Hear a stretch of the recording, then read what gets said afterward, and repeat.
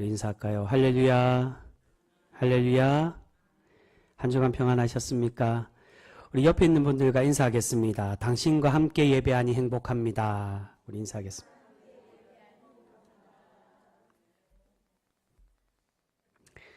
여러분 행복한 주일 보내고 계시죠? 여러분 우리 하나님은 하나님의 몸된 교회, 주님의 예배 공동체를 통해서 우리가 행복을 누리고 기쁨을 나누는 성도가 되기를 원하고 계시는 줄 믿습니다. 그렇게 우리가 서로를 위해서 기도하고 위로하여서 하나님께서 내려주시는 행복을 나누고 전하는 복된 성도 우리 모두가 되실 수 있기를 주님의 이름으로 축복합니다. 여러분 제가 어릴 때 제가 신앙생활하던 모교에서 제가 참 말썽꾸러기로 유명했었습니다. 제가 말썽꾸러기라고 얘기하면 아마 상상이 안 간다라고 그렇게 이야기하시는 분들도 가끔 있습니다. 사실 어릴 때는 제가 그렇게 얌전하거나 차분한 사람이 아닙니다. 한 번은 그런 적도 있었습니다. 저의 친한 교회 후배랑 그 후배도 지금 저와 같이 그렇게 말썽을 부리던 후배였지만 지금 부산에서 담임 목회를 하고 있습니다. 근데 그 후배랑 어느 날 장난을 치다가 교회 유리문을 깨먹은 일도 있었습니다. 창문을 깬 게 아니라 유리문을 깼다는 건 많이 이제 장난을 치고 과하게 그렇게 장난을 쳤다는 겁니다. 더 어릴 때는 저는 기억은 안 나지만 저의 어머니께서 그렇게 증언하시기를 설교 시간에 강대상을 올라간다든지 교회를 휘젓고 다니는 일도 많이 있었다라고 이야기하기도 합니다. 큰 사고를 친 적은 없지만 어릴 때는 참 개구장이었고 말썽도 많이 피웠습니다. 그렇게 말썽꾸러기의 모습이 교회에만 과연 있었겠습니까? 집에서도 마찬가지였습니다. 그럴 때마다 저희 부친께서는 호되게 저를 야단치려고 그러한 이야기를 종종 하신 적이 있습니다. 이 호래 자식이라고. 너 호적에서 파야 된다라고 그렇게 야단을 치며 이야기하신 적이 있습니다. 저희 부친께서는 좀 거친 분이셨기 때문에 그렇게 강하게 이야기하시고는 하셨습니다. 그런데 여러분 그렇게 내 자식이 아니라고 호적에서 파야 된다라고 야단을 쳐도 그 말이 과연 진심이었겠습니까? 그렇지가 않다는 겁니다.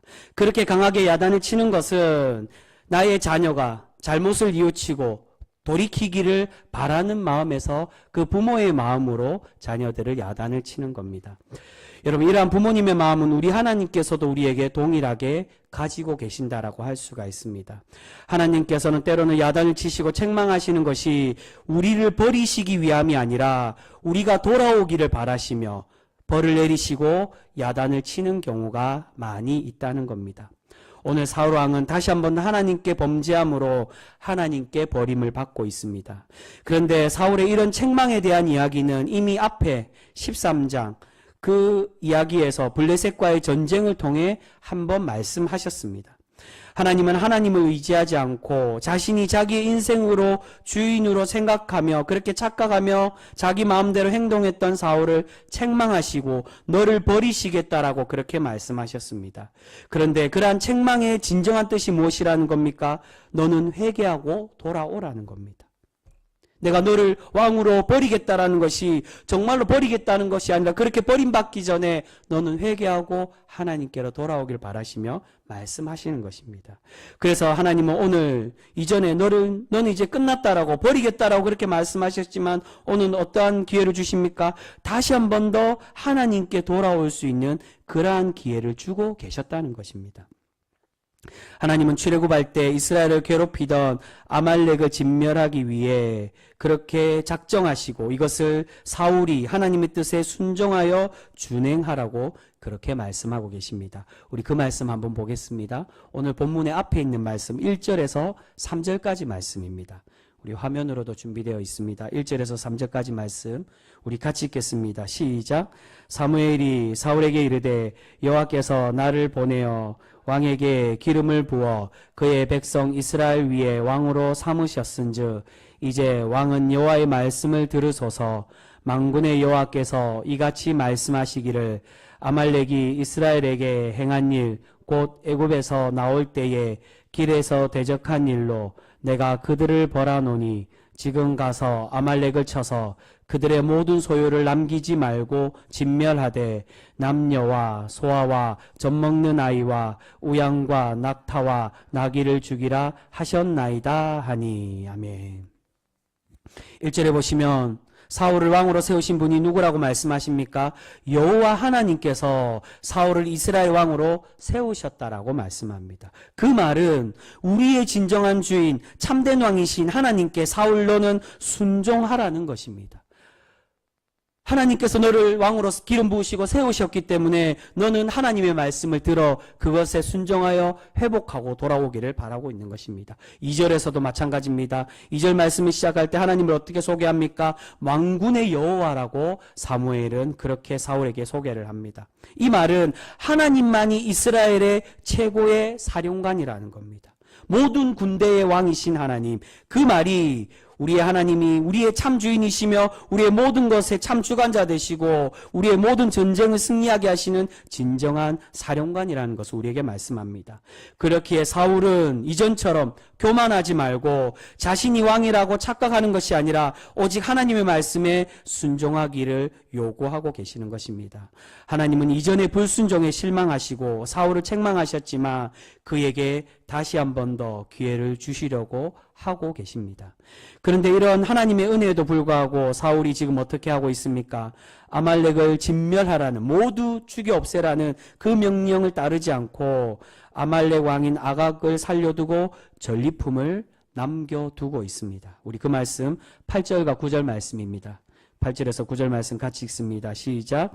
아말렉 사람의 왕 아각을 사로잡고 칼날로 그의 모든 백성을 진멸하였을 때 사울과 백성이 아각과 그의 양과 소의 가장 좋은 것 또는 기름진 것과 어린 양과 모든 좋은 것을 남기고 진멸하기를 즐겨 아니하고 가치 없고 하찮은 것은 진멸하니라. 여러분, 왜 사울이 모두 진멸하지 않고 전리품을 남겨둔 것일까요?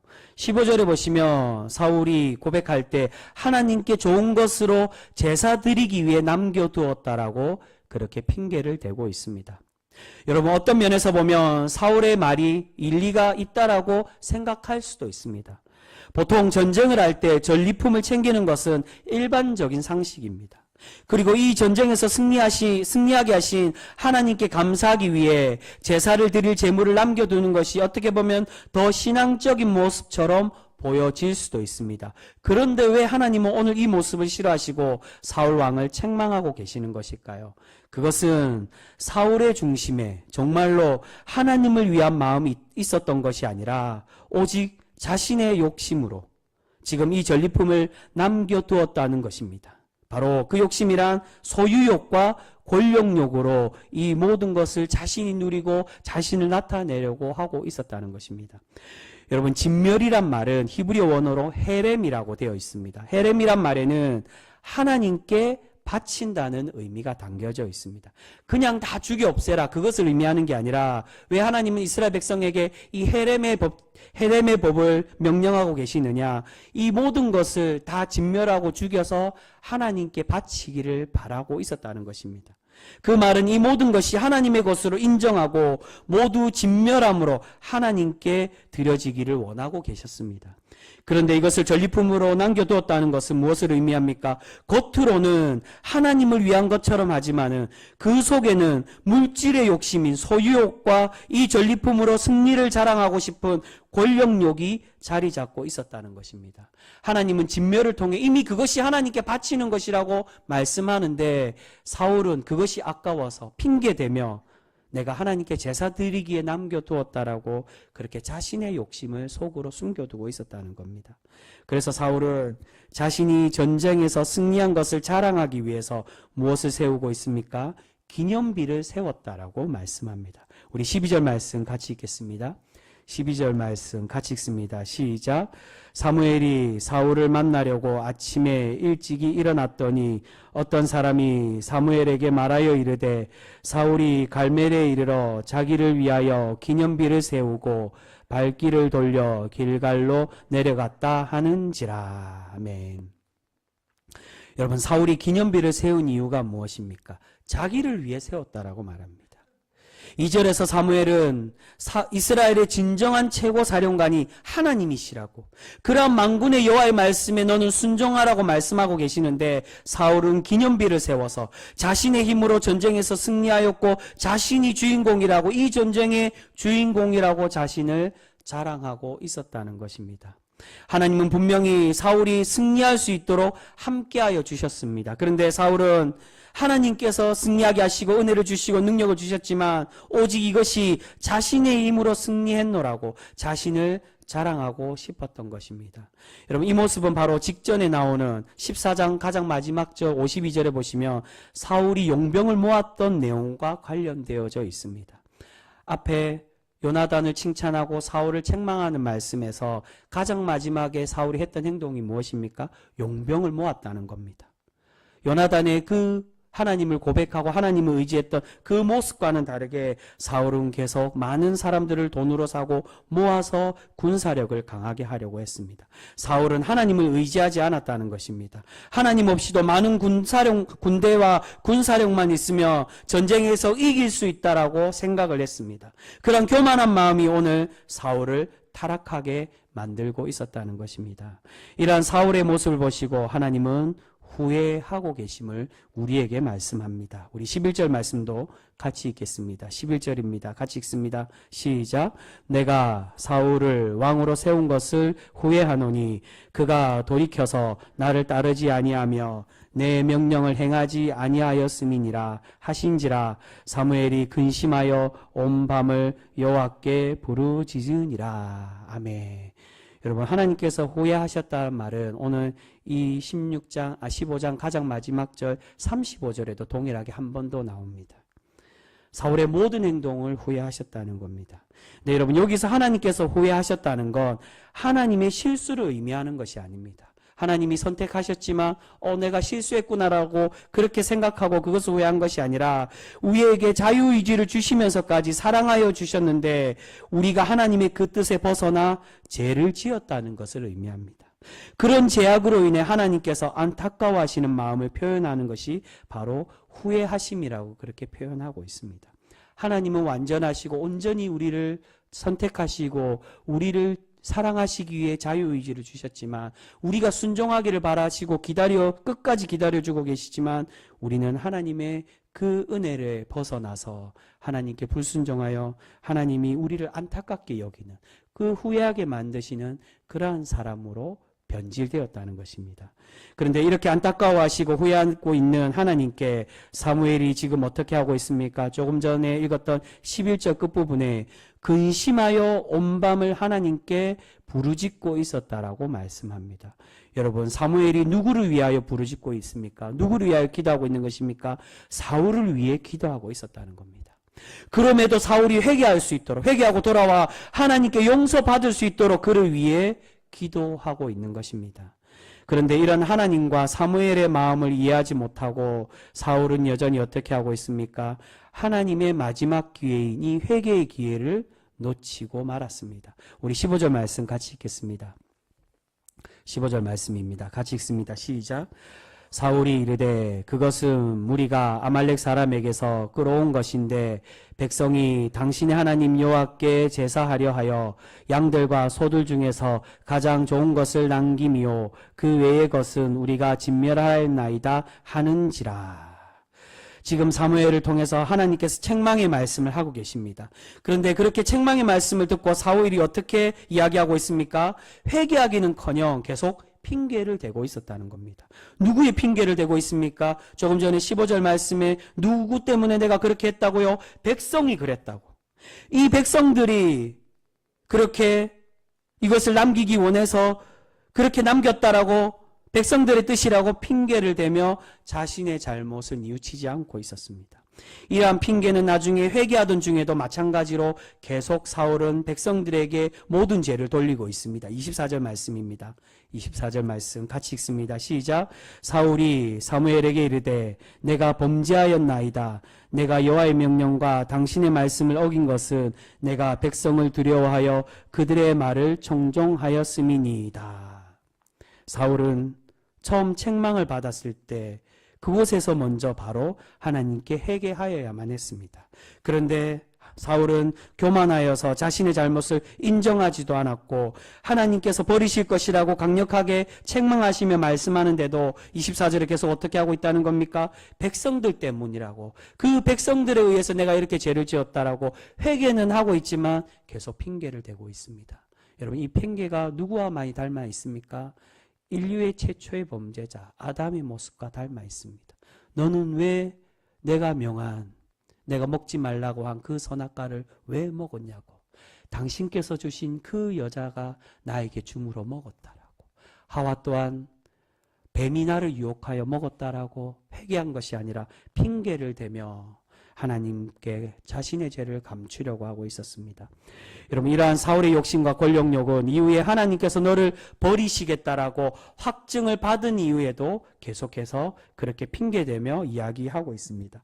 오늘 우리 함께 읽은 그 말씀 27절에 보면 사무엘이 사울을 가지 말라고 하나님께 함께 제사 드리자고 부여잡을 때 옷이 찢어졌다라고 말합니다. 이 찢어졌다는 건 이제 하나님께서 사울에게 너의 나라를 찢어서 다른 다음의 왕 다윗에게 넘겨주겠다라는 그 의미를 우리에게 말씀하는 것입니다.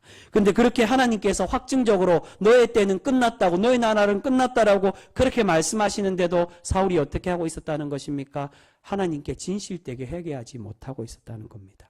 우리 그 말씀 30절 말씀입니다.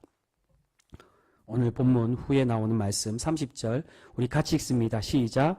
사울이 이르되 내가 범죄하였을지라도 이제 청하옵나니 내 백성의 장로들 앞에 이스라엘 앞에서 나를 높이사 나와 함께 돌아가서 내가 당신의 하나님 여호와께 경배하게 하소서 하더라. 여러분, 무슨 말입니까? 알겠으니까, 당신이 말하는 거, 하나님이 싫어하신다는 거, 나를 책망하시겠다는 거 알겠으니까 이제 내가 나를 백성들 앞에 나를 높여달라고 이야기합니다. 이제 하나님께서 화내시고 버리시겠다는 거 내가 알고 있으니까 그건 됐고 나는 필요 없고 백성들 앞에서만 나를 왕으로 존중해달라고 사울은 여전히 회개하지 못하고 깨닫지 못하고 자신의 권력욕만을 가지고 있는 것을 볼 수 있습니다. 사울은 끝까지 하나님께 회개하지 못했습니다. 회개하는 것처럼 말은 하지만 내가 죄를 범하였다라고 그렇게 이야기는 하지만 그의 중심에는 진실된 회개는 없고 오로지 욕심만이 가득 차서 그 욕심을 내려놓지 못하고 있었다는 것입니다. 여러분, 몇 주 전에 제가 설교 때도 한번 말씀드렸지만 부산의 모 교회 담임 목사님의 폭언과 갑질로 인해 교계가 발칵 뒤집어지고 그 목사님이 사임하는 그러한 일이 있었습니다. 근데 최근에 들려오는 이야기로는 그 목사님이 사임은 했지만 어떻게 되었다라고 요즘 워낙 유명한 이야기라서 그 교회 성도들의 대다수의 지지를 받아서 그 목사님이 그러한 잘못을 했음에도 원로 목사로 추대가 되었다라는 이야기를 들었습니다. 여러분, 그 일이 있었을 때 그 교회 많은 성도들이 그렇게 이야기를 했다고 합니다. 그게 무슨 큰일이냐고. 이미 다 알고 있던 일 아니냐고. 담임 목사가 그럴 수도 있지. 여러분, 제가 그때 몇 주 전에 말씀드릴 때도 그렇게 말씀드렸지만 부산에서 사역하던 목회자들은 10년 전부터 들었던 이야기입니다. 후배 목사들을 괴롭히고 폭언을 하고 비속어로 욕을 하고 심지어는 발로 조인트를 까고 너무 비일비재했던 그러한 이야기입니다. 그런데 자신이 회개하는 것처럼 그렇게 사임하고 총회장의 후보에서도 내려놨지만 여전히 성도들이 지지를 하니 자기는 그러한 지지를 받을 수 있는 것처럼 그렇게 자신의 모습을 내려놓지 못하고 있다는 겁니다. 여러분, 그 교회 성도들의 문제의 심각성은 모르고 전혀 회개하지 않으려는 마음으로 그렇게 있었습니다. 전혀 회개하려는 마음이 전혀 없는 것을 보게 됩니다. 혹여 그 교회의 성도들이 그 목사님을 원로 목사로 추대하려고 해도 그 목사님은 그것을 거부하고 자숙했어야만 했다는 겁니다. 그런데도 당당하게 자신이 원로 목사가 되는 것이 당연한 것처럼 그 결정을 받아들이는 것을 볼 수 있습니다. 여러분, 이런 문제는 어제 오늘만의 일이 아니고 한두 교회, 한두 명의 목회자의 일이 결코 아닙니다. 한국 교회에 너무나도 많이 비일비재하게 일어나고 있는 그러한 문제들이고 그러한 일들입니다. 여러분, 그 목사님들이 왜 내려놓지 못하는 것일까요? 바로 오늘 이 사울왕과 같이 욕심 때문이라는 겁니다. 소유욕과 권력욕에 빠져서 하나님이 우리의 주인이심을 잊어버리고 자신이 교회의 주인이라고, 자신이 하나님이라고 그렇게 착각하고 그렇게 생각하고 있었기 때문입니다. 여러분, 그분들이 정말로 하나님의 종이라고 자기들 스스로를 낮추고 생각하고 있었다면, 하나님의 심판이 무서웠으면 그렇게 부정을 저지르고도 당당하게 그렇게 행동할 수가 없었을 것입니다. 여러분, 이러한 일은 목회자만의 문제가 결코 아닙니다. 목회자가 잘못이 있으며 그 교회와 또한 그 공동체가 그 목회자가 회개할 수 있도록 권면하며 회개를 시켜야만 합니다. 그렇지 않으면 오늘 이 사울왕과 같이 결국 영원히 하나님과 멀어져서 하나님께 버림받는 신앙인이 될 수밖에 없다는 것입니다.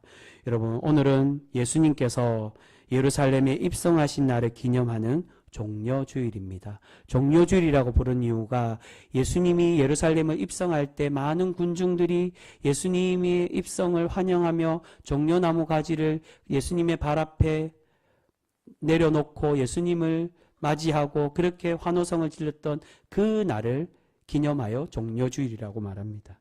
근데 여러분, 왜 예수님은 예루살렘에 입성하셨습니까? 이스라엘의 왕이 되기 위해서 입성하셨을까요? 아니면 사람들에게 인기를 얻기 위해 또는 자신을 자랑하기 위해 예루살렘에 입성하신 것입니까? 그렇지가 않았다는 겁니다. 예수님께서 예루살렘에 입성하시고 이 날을 종려주일이라고 부르는 것은 주님께서 우리를 구원하시기 위해 십자가를 지시기 위해서 오신 것이고 그것을 기념하는 절기가 바로 종려주일입니다. 예수님은 철저히 자신을 내려놓으셨습니다. 하나님의 구원 계획을 이루시고 우리를 죽기까지 사랑하시기 위해 자신의 모든 것을 내어놓고 계십니다. 그런데 우리는 과연 주님과 같이 우리의 잘못된 모습들, 우리의 연약한 모습들, 우리의 교만과 우리의 욕심들은 내려놓고 과연 살아가고 있습니까? 혹여 사울왕과 같이 하나님이 우리의 주인이라고, 하나님이 나의 왕이라고, 나에게 허락하여 주신 모든 것이 하나님의 것이라고 그렇게 말로는 이야기하지만 진정한 우리의 삶 속에 나의 주인은 물질이 되어 있고 나의 욕심이, 나의 권력욕과 나의 소유욕이 도리어 내 삶의 주관자가 되는 그러한 교만한 모습들이 있지는 않습니까? 사랑하는 성도 여러분, 오늘 하나님은 사울에게 마지막까지 기회를 주고 계십니다. 그런데 사울은 그 기회를 잡아야 하는데 그렇지 못하고 결국 하나님께 버림받는 왕이 되고 말았습니다. 여러분, 지금도 늦지 않았습니다. 우리 하나님은 우리가 죄악 가운데 있을지라도 우리가 돌아오기를 바라시고 우리의 욕심을 버리고 우리가 온전히 그러한 욕심과 죄악을 내려놓기를 바라고 계시는 줄 믿습니다. 우리가 오늘 자신을 온전히 버리고 모든 것을 내어놓으신 주님을 기억하여 우리도 주님의 그 은혜를 쫓아 살아가는 거룩한 성도 모두가 되실 수 있기를 소망합니다. 우리가 그렇게 우리의 욕심은 내려놓고 주님께로 날마다 나아갈 때 하나님께서 우리를 기뻐 받으시고 하나님의 복된 성도로 우리를 날마다 세워가 주실 줄 믿습니다.